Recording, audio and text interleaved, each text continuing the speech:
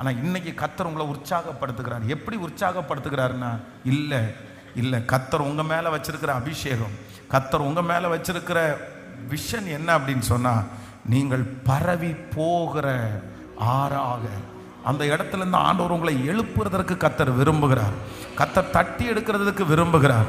கர்த்தர் முன்மாரியும் பின்மாரியும் உங்கள் மேல் ஊற்றி அதை நிரம்பி வழிந்தோடும்படியாய் கர்த்தருடைய ஆவியானவர் உங்கள் மேல் ஊற்றப்படும்.